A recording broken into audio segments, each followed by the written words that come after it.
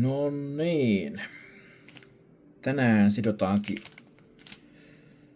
tällaiseen morriin perho. Ja mä ajattelin, että tiedä tuleeko tällä videolla vai seuraavalla sitten, mutta käydään kalassa sillä tällä morrilla sitten joku päivä tässä lähitulevaisuudessa. Tuolla ulkona nyt -20 astetta ja ei huvittanut nyt lähteä tonne Kirrelammelle seisoskelemaan ja heiluttelemaan vapaa tämmöisillä pakkasilla, että ei ole mitään varmuutta, että sinne nyt olisi tullut lisää kalojakaan tässä ennen kuin se jäätyi umpeen se lampi siinä joulun tienoilla, niin tehdään tämmönen morri ja sitten lähdetään pilkkimään todennäköisesti ahvenia. Mennään jonnekin metsälammelle pilkkimään ja katsotaan, saatais sieltä saalistaa. Mutta mä ajattelin, että kiinnitetään tähän nyt ihan ensimmäisenä pätkä tämmöstä Ultra Chenille. Tääkin on Hairlinein Ultra Chenille Micro. Väri on oranssi. Ja mä oon tosta päästä vähän sytkärillä polttanut sitä. Täältä se näyttää ennen kuin sitä polttaa, niin sitten tulee tommonen terävä kärki tohon, kun sitä vähän käristää. Tehdään semmonen yksinkertainen pieni profiilinen perhomorri meille ja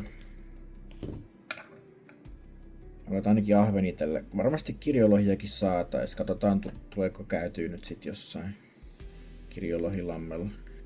Todennäköisemmin tullaan käymään jossain ahvenia kalastamassa jossain järvellä. Metsälammella tai sitten mennään johonkin isommalle järvelle etsimään ajoparvia. Olisiko toi sopivan mittainen häntä?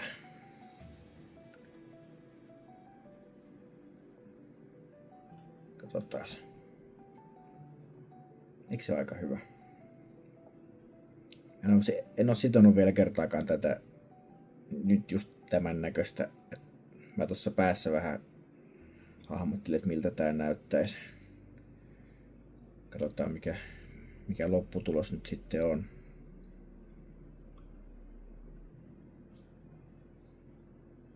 Kierretään vähän takaisinpäin tuolta noin, niin se ei lähde niin helposti sitten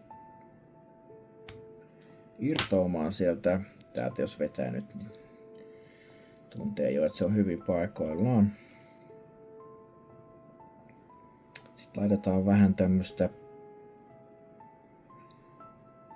onks tää jotain kuparilankaa nyt sitten, värjättyy kuparilankaa todennäköisesti. Jotain metallilankaa joka tapauksessa. Tätä laitetaan tuohon. Muutama värivaihtoehto, mutta milloin me mennään täällä, ellei sit oteta tätä vähän paksumpaa.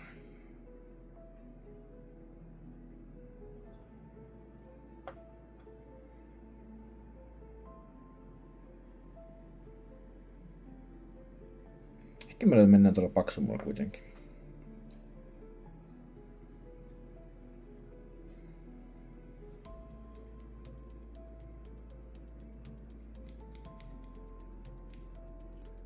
Täältä kierretään.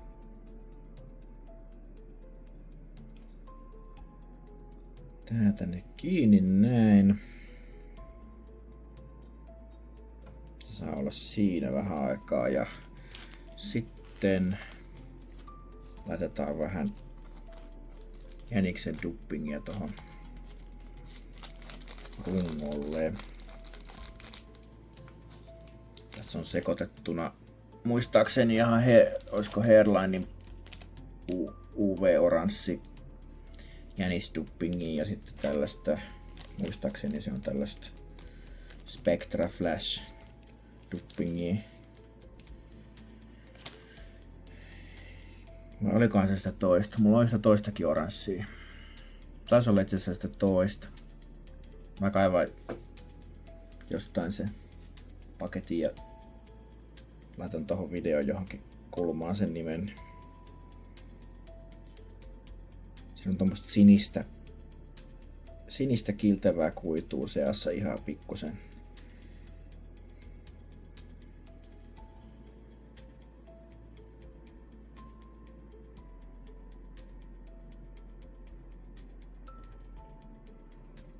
Vähän lisää.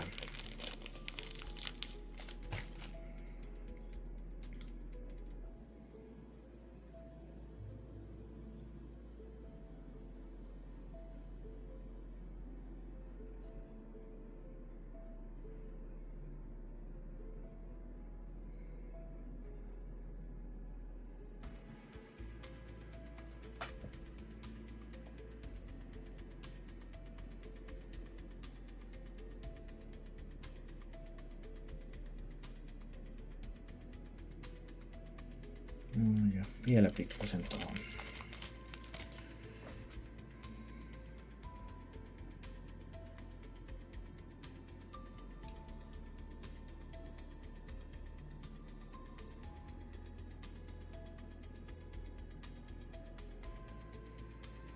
Sitten kierretään tää kuparilanka täältä tänne. Mennään nyt eri suuntaan. Sitten kun jos lanka kierii tähän suuntaan, niin kierretään sitten vastakkaiseen suuntaan tätä kierrettä, niin se sitoo paremmin tuota materiaalia tuolta ja pitää tän paremmin kasassa sitten.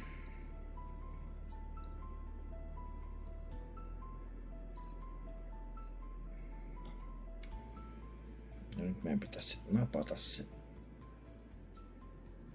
sidontalangalla.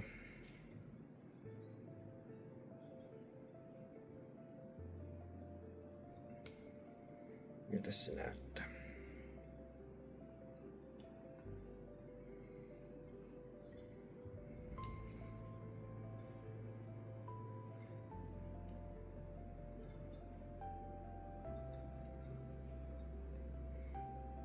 No, sitten vähän taivutellaan ja heilutellaan, niin se menee poikki tosta. No.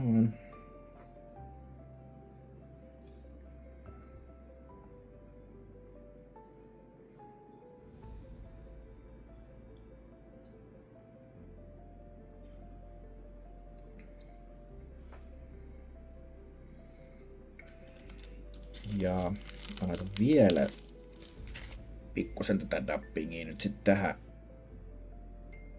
tähän näiden langan päälle, että se peittää pikkusen paremmin tosta. Ei olisi mikään pakko laittaa, mutta tykkään itse vähän. Ei jää niin paksun näköiseksi tää solmukohta sitten. Tarviiko lisää vielä vähän myöhemmin. Nyt harjataan tätä seuraavaksi auki vähän tätä duppingia täältä.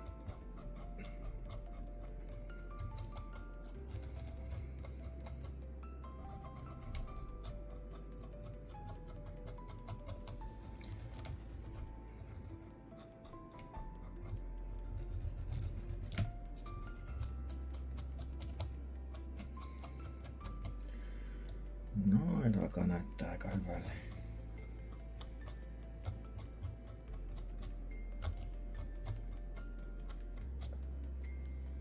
Vasti kimaattelee se sininenkin tuolta.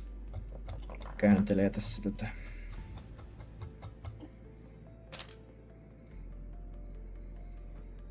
Sitten tehdään solmu tohon noin.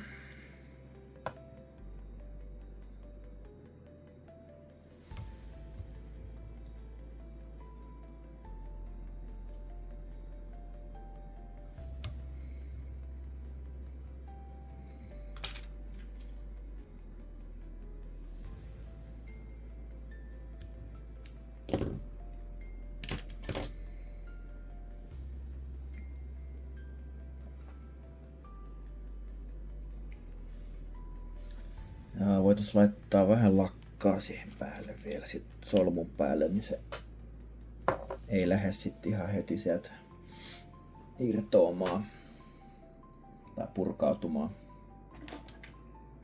Kaivaa vaan joku tikku, millä yleensä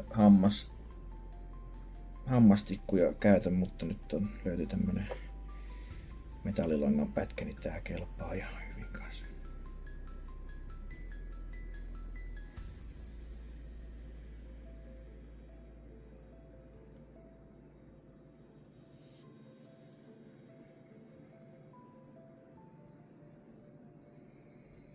Noin.